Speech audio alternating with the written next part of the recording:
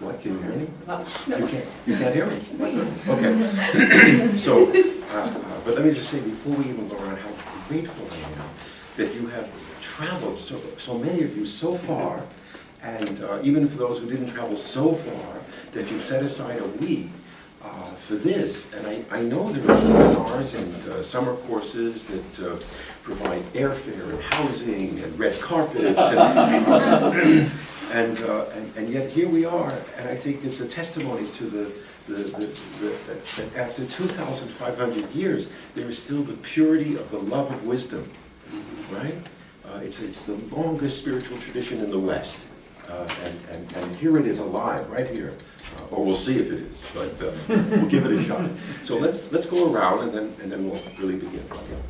Although for a Levinas seminar, really beginning is the introduction. Okay, morning. I'm Raymond Lai, Jin Chong Lai, you can call me Raymond, from Taiwan. Actually, took me 28 hours door to door from my house to here. Last evening to arrive. Actually, I've been looking forward to this conference for half years now, because I met Richard. Names. You can call me Richard if you're comfortable with that. You can call me Dr. Cohen if you're comfortable with that. You can call me Professor Cohen if you're comfortable with that. Professor Cohen. I met Professor Cohen this February, last February, a few months ago. Yeah. And to me, this is a very exciting conference because number one, this is very Levinathian conference. I mean, we have sense of hospitality around this room, and also this is my first time being the hometown of the Levinas. It's something meaningful to me too. So I hope going to have a very intensive week of Levinathian discussion with everybody here. Thank you. Looking forward to that. You could also say in your things, because most of you are really seasoned Levinas scholars, not beginners, you could indicate to us some of your experience. For instance, I know that Raymond has translated a whole book, not translated, but a whole book in Chinese on Levinas, with translations from other languages. Probably you're I don't know Taiwan. You're certainly one of the leading Levinas scholars of Taiwan. Well, one of it. One of them. Yeah. Also, let me say this: he's humble, and he's the dean of the. I know most of it this is a criticism, but let's say he's the dean of the College of Arts and Sciences at his university. You have to my ear rate. So Cindy, and we won't forget you guys. You can speak too. Good morning, everybody. I'm Cindy. I'm coming from Canada, from the French part, Quebec City. I just finished my PhD in Laval. I was working on Paul Ricoeur and Gadamer also. And now I'm a postdoctoral researcher in Paris. I will be there in September, but working still on Ricoeur. And so I'm not a specialist on Levinas, but I worked a little bit on the controversy between Ricoeur and Levinas. So, yes. Thank you. So let's go back here. I'm Jake Adair. I'm from Florida. Jack. What? Yeah, no, just check. Check. University of South Florida in Tampa. Doing my undergraduate thesis on Levinas. And my name's Olga. I go to the University of Central Florida. I'm currently researching Levinas for my undergraduate thesis. Wow. Okay. James.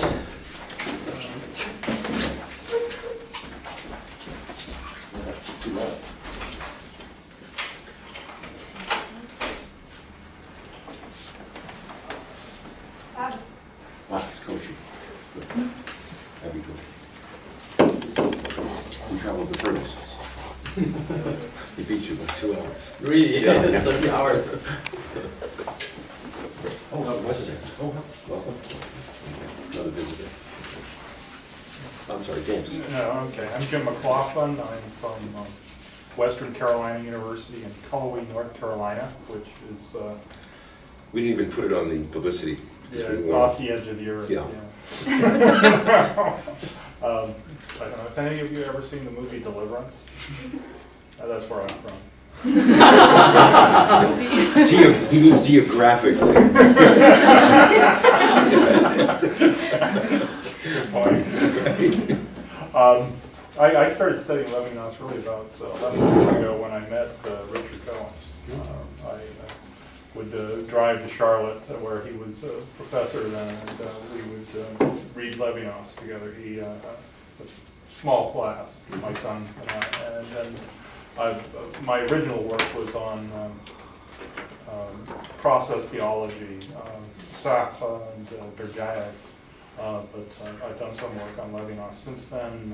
I've written a few articles, translated a few things, and then I'm glad to be here. James worries me because any obscure philosopher, and the more obscure, the better, that you've heard of, he actually knows about him.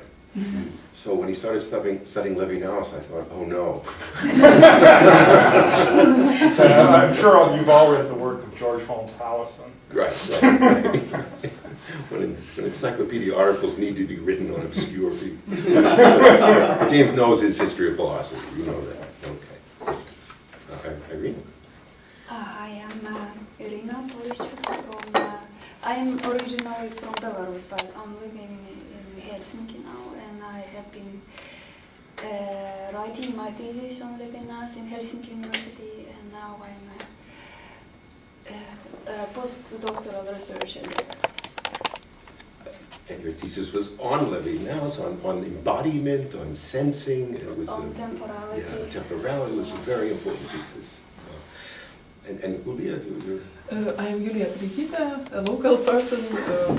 Originally I'm from Kaunas, where you will go. I'm now studying in Vilnius at Vilnius University.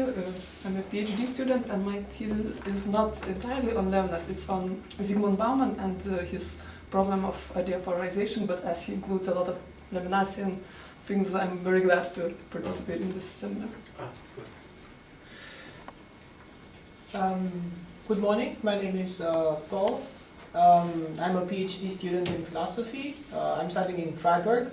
I'm working on a thesis about alterity, about the otherness. I'm trying to develop a new concept of the other, beginning with Heidegger's existential analysis, and this is where Levinas comes into play. I haven't researched Levinas very much. My first encounter with Levinas was about 5 or 6 years ago when his famous book Otherwise Than Being was translated into Romanian, and I was asked to write a review on this book, and it was the hardest review ever to. It was almost impossible to write this review. I haven't read any of Levinas' writing until that writing, so you can imagine what I was confronted with. But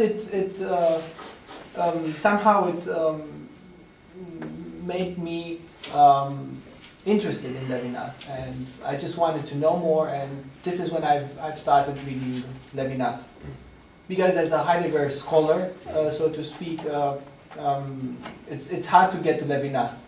Somehow, because Levinas is criticizing Heidegger pretty much, and if you want to be true to Heidegger, you have to stick with him and yeah.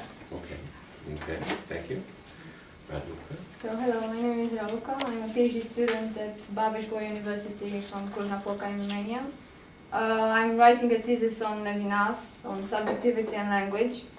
The thesis is written in French because actually I work on Levinas in French, so for me now it's very interesting because I have the opportunity to explore a little bit also the, let's say, the English part, because I've read Levinas in English, and I might say that for me at least it's another Levinas than it is the French Levinas. So I'm exploring the Levinasian philosophy through a transdisciplinary methodology.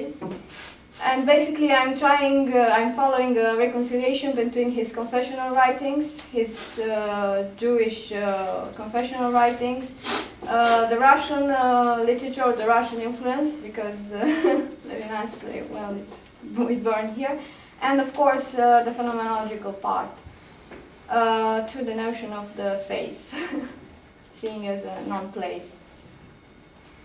Basically, that's everything. Thank you, welcome. Thank you. So I'm Jolanta, and of course I'm very pleased to have you here in Vilnius. So thank you a lot Thank for you. coming here. While I am working on Levinas, I defended my thesis about 2 years ago, confronting Heidegger and Levinas. It was concept of difference. Thinking difference in Heidegger and Levinas, and I'm still continuing. I graduated here at Vilnius University with my PhD. And Yolette organized in the year 2006, Yes, the 100th anniversary of 2006. Levinas's birth. There were conferences all around the world, and Yolette organized the And conference yeah, in where Vilnius. I met Where some we met, professor. yeah. Yeah. Good morning, my name is Victor. I'm a PhD student at Vytautas Magnus University in Kaunas, Lithuania. And I also teach there, and my thesis is on Levinas and Kierkegaard on the role of God in formation of ethics. That's what I've been working on for the last 5 years. Hopefully I'll finish next 12 months. After The seminar. role of- The role of God in the formation of ethics. Okay. So my I'm Nicole Burrow. I'm a master's student from the University of Buffalo, but I'm from Canada. I have not studied Levinas much. I've had 2 classes on him with Dr. Cohen. That's enough. Yes. And that's it. Good morning, my name is Mao, and originally I'm from China, but now I'm studying in King's College London and doing my PhD on Levinas, on the concept of utopia in Levinas, because I think originally I'm a Marxist, so now I'm a Levinasian. You can see the transformation, and also like why I'm interested in that, because originally my interest was in the concept of utopia, like generally. Then I read like Marx, Bloch, from like the British, the socialism, like Robert Owen or their tradition. Then I find actually I'm I feel like myself, my thinking is closest to Levinas, although he never explicitly explored this concept, but I think for me, I feel like closest to his concept of utopia, like utopian human. That's really attracted me. So now I'm working on that concept in him from the interiority, then from the ethical part, then outside. Then in the end, I want to work on the place of justice, the political part. So that's my work. So my name is Lima. I've already met some of you yesterday.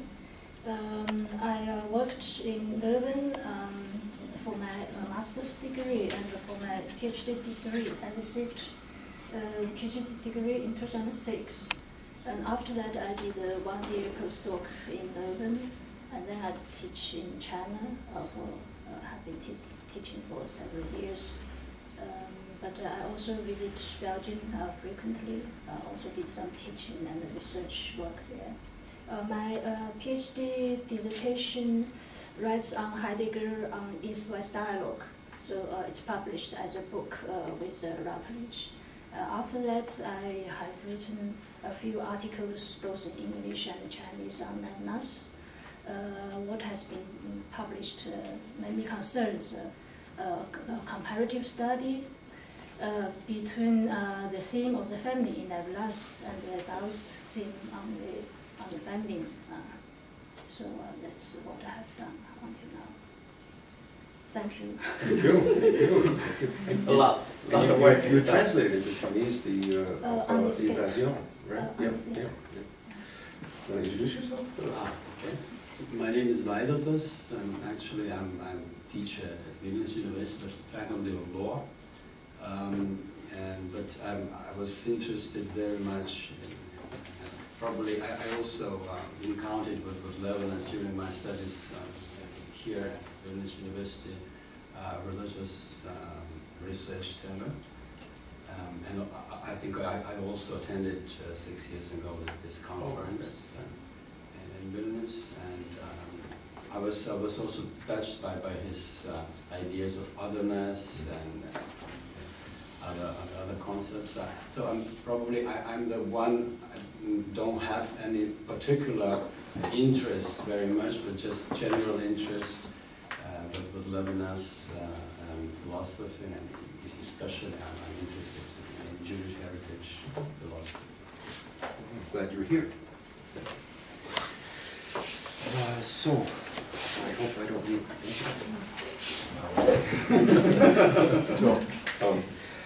so, let's begin.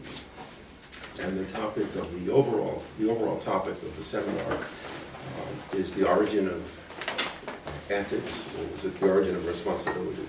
Okay, the origin of responsibility. A much better idea than the origin of ethics.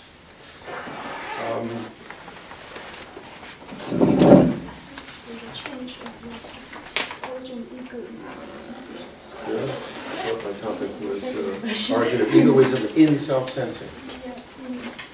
Yeah, that's what it is.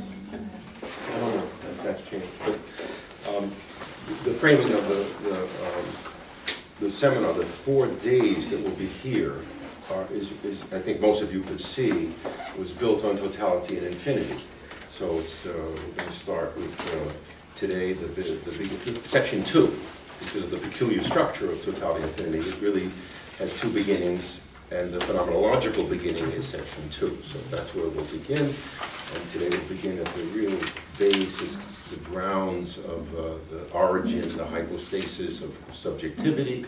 And then tomorrow we'll talk about some of the more developed structures, dwelling, labor, representation. And then only on Thursday, of course, most of us have a general idea of what Levinas is up to, and some of us have very specific ideas. So when I say we're going to get to it, it means we're going to think it out loud, we're going to discuss it. But we already know on Thursday what we'll be talking about is the face of the other, which is the heart and soul of all of Levinas' thinking, the real origin of responsibility. And then we'll focus a bit on the saying and the said on Friday, which is where his focus goes when he goes to otherwise than being. But what I want to say today is first, as a preliminary, something paradoxical about Levinas that you've probably noticed. His teaching is the simplest, most obvious teaching in the world. It's what in English people casually would call a no-brainer. And what I mean by that is his entire teaching is you should be kind to other people. If that's the only thing you know, you are already a Levinasian. You should be kind to other people. And you should pursue justice. That's the entire teaching of Levinas. Now, why is he so difficult? Because I want to my preliminary discussion is I want to lay out eight reasons why it's so difficult. Are you sure 8 reasons enough? 8. No, it's not enough. This is just the beginning of a list. Okay. I'm sorry Koshi's not here, but it's one of the things I always like about India, in contrast to Western civilization, is we always say things like there are 2 ways to look at this, or there are 3 ways to look at it. In India, they say there's 27 ways to look at this, right? So here we have 8 ways. I'm going to try to explain why it's so difficult. And I think the reason it's so difficult is because Levinas is a philosopher. Now let me frame this easiness and difficulty in terms of Kant and Spinoza, because in Spinoza's theological political treatise, he says outright that the entire message of the Hebrew Bible is also very simple. Love your neighbor, which in Levinasian terms would be kind. Be kind to your neighbor, and obey God. So in Levinasian terms, obey God would be pursue justice. Right? So Spinoza understands the same thing, but Spinoza says it with disdain.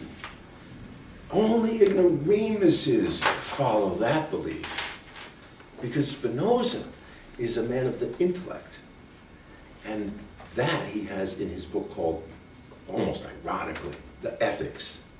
right? The ethics. This is the most anti-ethical book ever written in the history of philosophy, with the exception of the writings of the Marquis de Sade. So Spinoza already understands the core teaching and has disdain for it. And Levinas, we know, says at the end of section 1 of Totality and Infinity that the philosophy that is at the antipodes of his own is Spinozism. Right? So why Kant then? Because if you read, Kant writes some autobiographical writings, and he said that he himself was like Spinoza. He doesn't use the term I'm like Spinoza, but in the sense that he believed that he was better than other people because of his intelligence. Kant, one of the most brilliant minds that ever existed on the planet Earth. And he believed that he was better than other people. And then later, probably from reading Rousseau, he realized how foolish. Human dignity is something that all people have. And we respect people for their own dignity. We respect people for their own selfhood, as it were. And it changed him. It transformed Kant. And despite his brilliance, I mean, there's no question he's brilliant. How many philosophers do we know that are brilliant and are so wrong-headed, right? Brilliance is no guarantee of being on the right path, right? In fact, it's even harder to be on the right path because there are so many distractions. This is why I'm going to talk about the 8 difficulties. The philosopher that I believe that Levinas is closest to is Kant. And we'll see why and how I mean that in a moment. So here I want to begin by saying this is the easiest philosophy that has ever been written, right? And yet we have to approach it with a distinction that philosophy hasn't taken all that seriously between mature thinking and immature thinking. So I would say that Spinoza's thinking is immature. And of course, Spinoza was a very young man. He wrote his philosophy as a young man. It's immature in the way that Nietzsche's philosophy is immature. And Nietzsche also is a young man. Doesn't mean all young men are immature. but in the case of Nietzsche and the case of Spinoza, you can see an immaturity. They don't appreciate the dignity, the worth of their fellow human beings. The stuff that Dostoevsky shows in the most common people doing the greatest human deeds, right? They don't have to go to university, you don't have to have PhDs. And we remember too that in the dialogue, the Gorgias, Plato has Gorgias say to Socrates, I think it's Gorgias who says to Socrates, although I might be mistaking it for something that Callicles says, because he could have also said this. He says, "You're such a child, Socrates." Right? You're such a child. Right? So that along with this immaturity comes a false realism. That line, be realistic. In other words, Spinoza would say, be realistic. We know how the world really works. And Levinas's philosophy has a certain, although I'm calling it mature, it has a deliberate naivete. Not a naivete of ignorance, but a naivete that he calls forgetfulness, so that it's the nobility. Oh, good. We just started. I was searching for the place. I was searching for the place. I couldn't locate. Oh, I'm so sorry. Okay. Okay, so pull up a chair, and Abby, well, she is with us. And we've just started, so you really haven't missed it. You've missed all the introductions.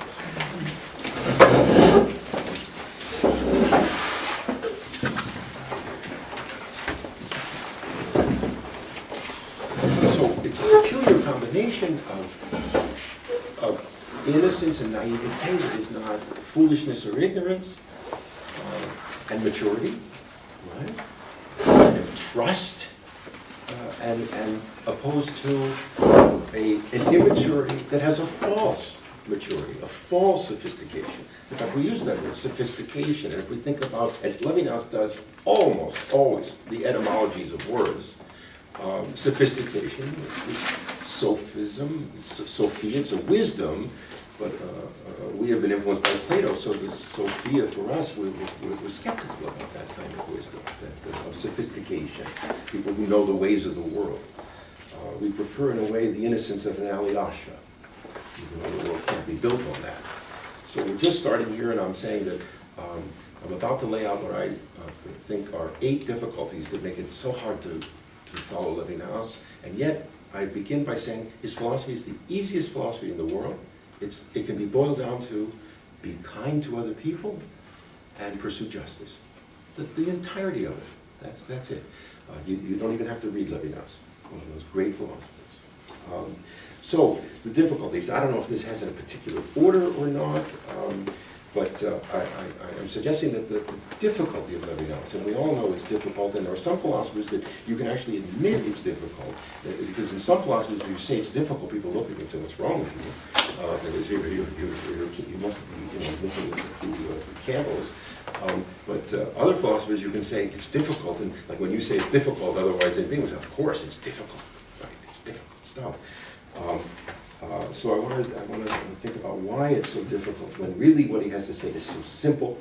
And my overall theme of answering that question is what Schleiermacher was referring to when he spoke about the cultured despisers of religion. That is, because Levinas is a philosopher, he is dealing with a discipline, the most ancient spiritual discipline of the West, which has a prejudice against ethics.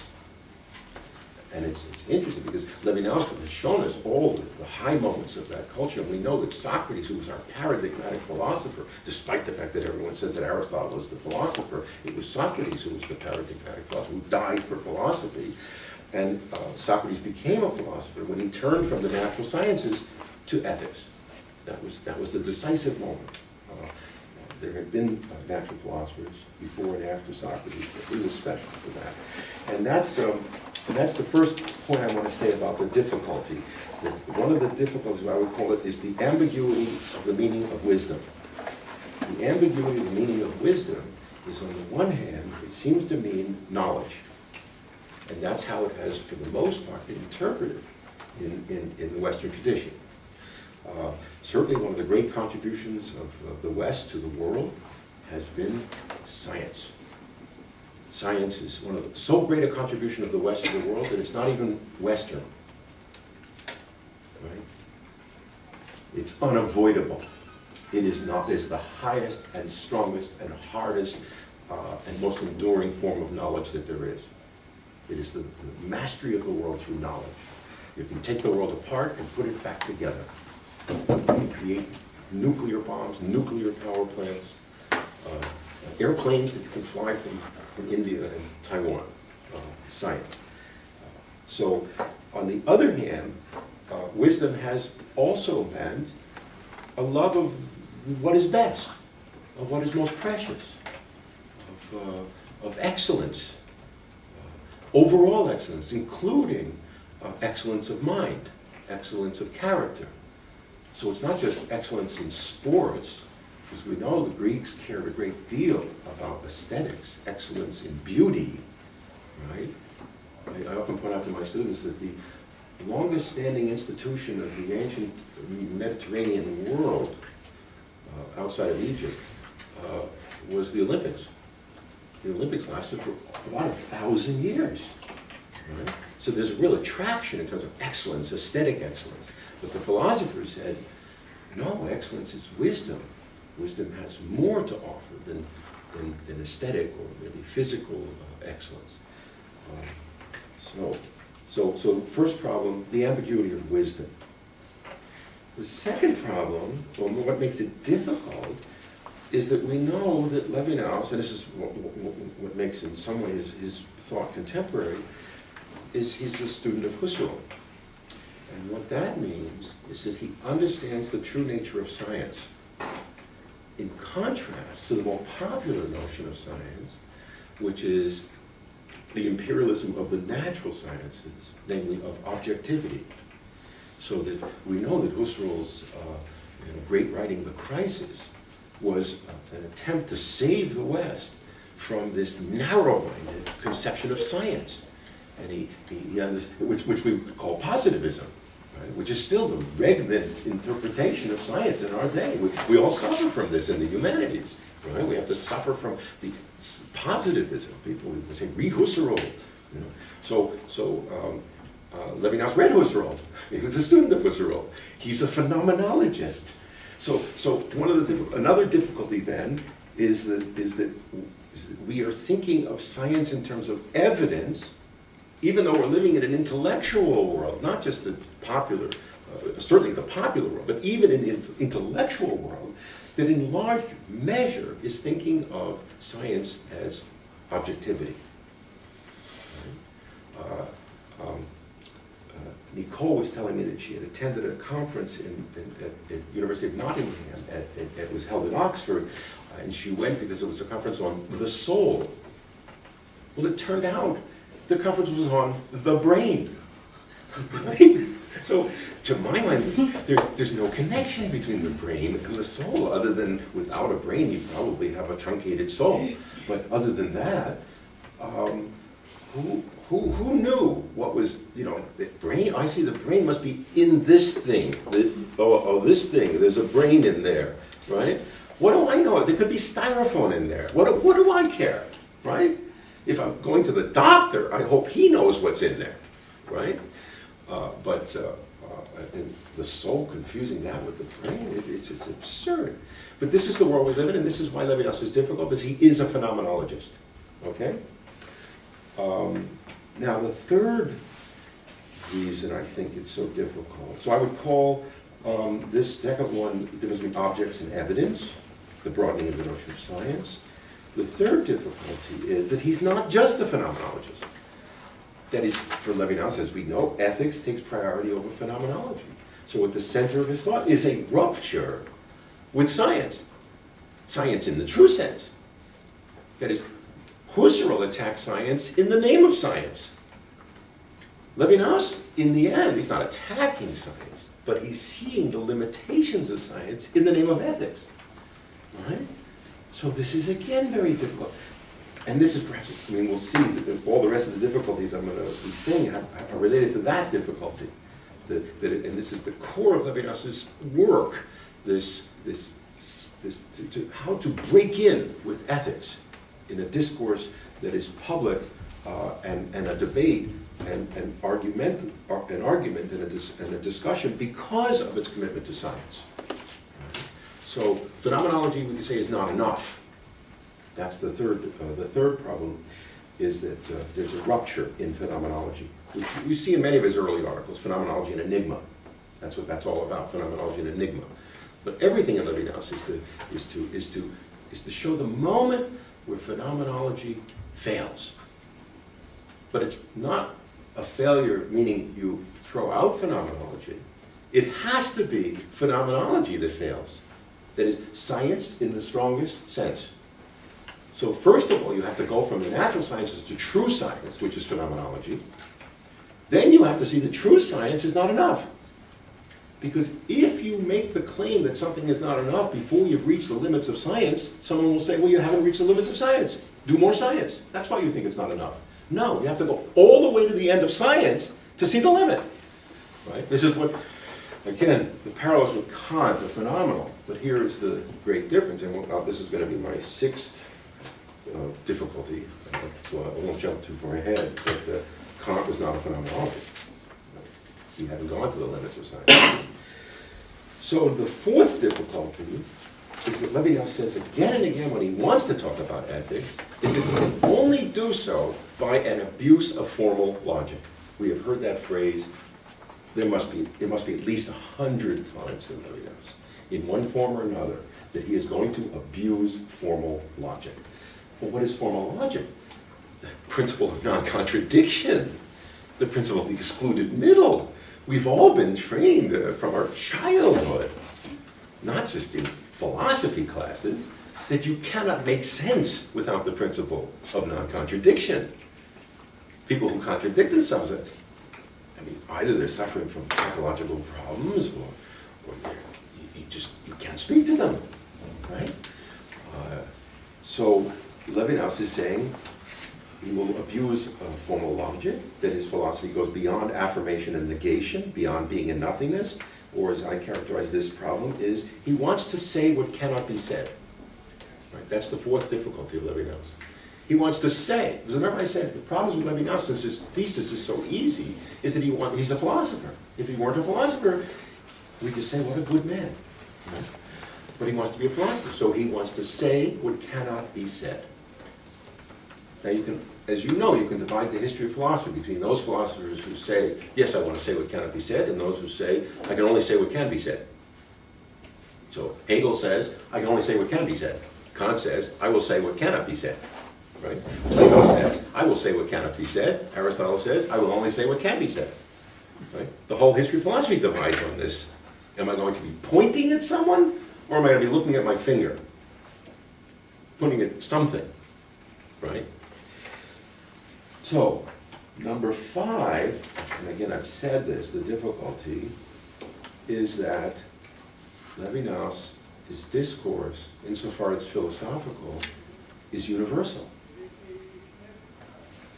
That is, we know that he says that this is for me, right? For me, I'm obligated, I am responsible. And at the same time, in the tradition of philosophy, it's a universal discourse. So we're saying, we want you to throw yourself into the position of the for me. But I can't say that. It's only for me. So it's for me, but it's universal. Well, that's a conundrum. That's a problem. Right? And you've all had students or people you've talked to about Levinas who say, I haven't had that experience. And you have to say, this is not an experience. Right? This is not an experience we're talking about. We're talking about the universal. Right? So that's the 5th difficulty, that it's universal. But how? So number 6, perhaps, well, they're all important, is where I want to distinguish Levinas from Kant. And here we can discuss, all this is open for discussion, by the way. None of this is absolute, of course. We know the history of philosophy, and there was a change that occurred. I would distinguish 4 epochs in the history of philosophy, but really you could say there's only 2. And here, how is there only 2? The history of philosophy, until contemporary philosophy, was dualist. It was run through by dualism. Mind, body, spirit, matter. I don't know whether it got this from India, I don't know whether it got this from Persia, but it got it. And it was stuck with it. And it has been that way until Kant. Kant was also dualist, but he saw the limits of it. He saw it to its end. That is, Kant figures out why the thought is dualist, has to be dualist. It cannot be anything other than dualist, right? Now, I know some of you may be on the Hegel side of this, but I don't. Even on this discussion, Hegel's on the other side. Namely, he agrees that Kant is the culmination of dualist thinking, and he believes that he has surpassed it. I don't think so, but he believes he has. But Hegel agrees that Kant is the culmination of dualist thinking. So when I said there's 3 epochs, you could say there's the ancient epoch, there's the medieval epoch, there's the modern epoch, and you can say things like, in the ancient epoch, reason prevailed without any competition. You could say in the medieval epoch, reason conceded to theology, right? So reason became theological. And then in the modern epoch, reason went back to science, but not teleological science, but modern science. And then you have then Spinoza is the great philosopher of science. So that's how I was thinking of the classical period of dualism having 3 subfields. So the Greeks are really operating in a vacuum in terms of the primacy of dualistic thinking. The medievals are trying to come to terms with this other tradition coming out of the Jerusalem, Israel, an alternative. They make an accommodation. It doesn't quite work because they're also not dealing with true science because they have a teleological notion of science inherited from Aristotle. Then you get Newton, Bacon, Galileo, Copernicus. You get modern science, and they realize, as Spinoza says, you have to jettison final cause. And then reason takes over, throws everything out, and you get positivism. And you get the conclusion of the possibility of thinking in Kant. So contemporary thought is radically different. Now, if you've looked at my stuff, we can, there's a side issue. I believe the turning point is Bergson.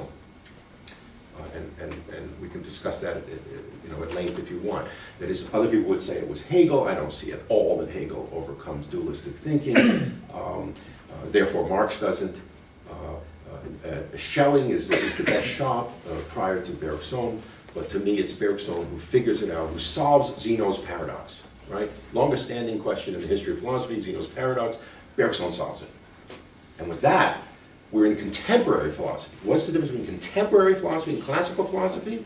Contemporary philosophy takes seriously language, the body, time, and history. Well, you can put time and history in the same categories if you wish.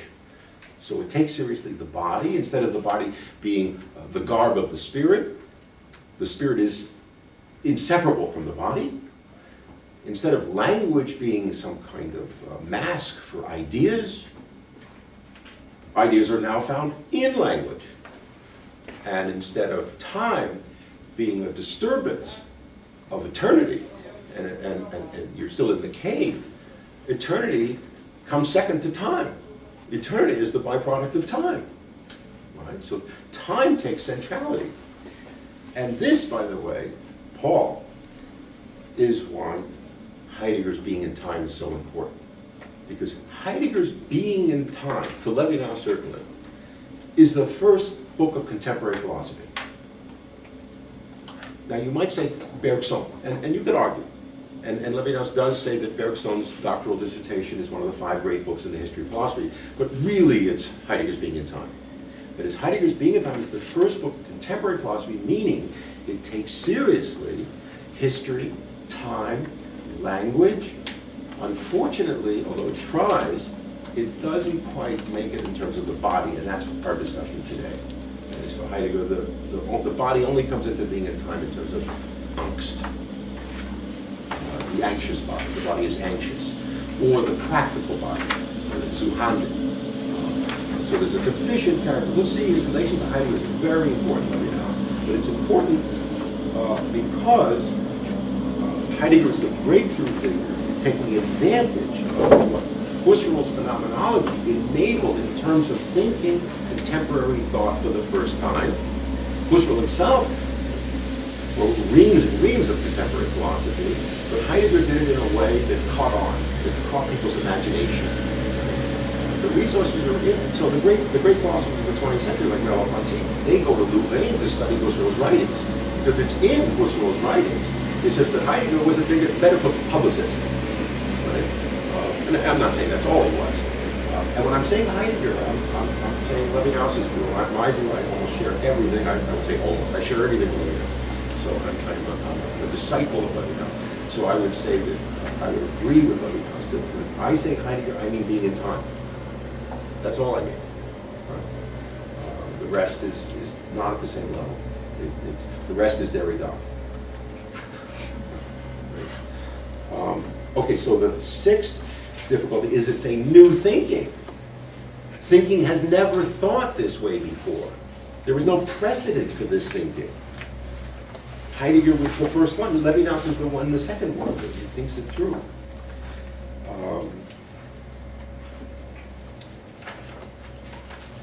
So let me just say a little bit more about that, and I'll get to the last 2 reasons that it's difficult. The deepest change that occurs, well, I don't want to say deepest, but because the body is certainly a huge change in Western thought, but it probably has to do with time.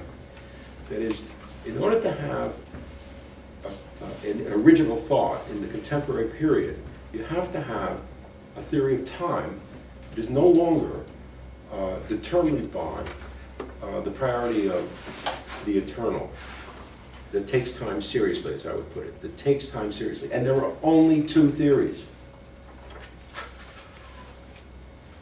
There's only 2 theories.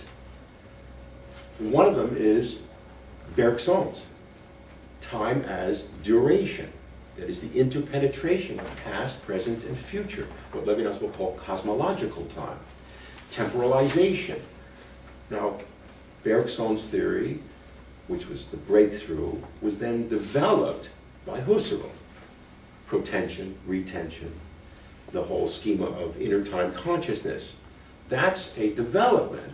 It's a more scientific development than Bergson's theory, but it's basically the same theory. It's what we would call projective time, ecstatic time, time that extends outside of the specious present. Right? This is all of Zeno's paradoxes were built on the specious present. Right? So Bergson breaks the paradox of Zeno by saying time isn't the specious present, because that's simply practical thinking applied to time. But philosophical thinking of time, to see time in its inner working, is to see that time is projected. The present extends into the future. The present is a derivative of the past. You can't separate these things except for practical purposes, right? This is what Husserl takes over, and this is what Heidegger takes over. So the theory of temporality in Heidegger, and yes, who's our Kierkegaard person? I am. Kind of. Okay, yes, okay, yes, he stole a lot from Kierkegaard. There's no question he stole a lot from Kierkegaard, and perhaps I should throw Kierkegaard into the mix here. I'm thinking about him now, yeah. Yeah, but I think Bergson is the one who really understands what was accomplished in cracking Zeno. And what's the other theory of time?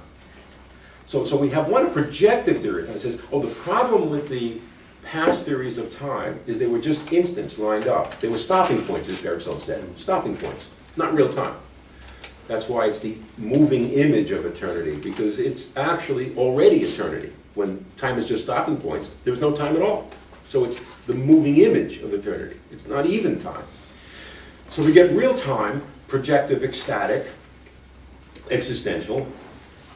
And Levinas says, okay, tremendous advance. Bergson, one of the 5 great thinkers of all time. But now you've lost the futurity of the future. And you've lost the pastness of the past. Because counterbalancing the time as a series of stopping points, you've overcompensated by making time solely synthetic, projective. And Levinas says, oh no, the future has to remain transcendent. Otherwise it won't be future. It'll simply be presence. So he comes up with this idea that the synthetic theory of time is a philosophy of presence. And we've all seen what Derrida did with that, right? And if you take the past and think of it only as that from which the present is derived, you've once again synthesized the past into the present and lost the pastness of the past. So Levinas comes up with this idea that staggering the immemorial past. Right? So only 2 theories of time. The projective one, and the one that is both projective and includes transcendence, the dimensionality. And that's Levinas. And as Rina has shown and others have seen, this is, as we know, an intersubjective theory of time. What maintains the transcendence of time's dimensions will be the transcendence of the intersubjective relations, so that it is first of 2 sketchbooks, Time and the Other. Levinas is already saying in 1947, time is intersubjective. This is one of the most revolutionary thoughts that ever occurred. Right? People are still just beginning to dawn. It's just beginning to dawn upon people what Levinas said. Right?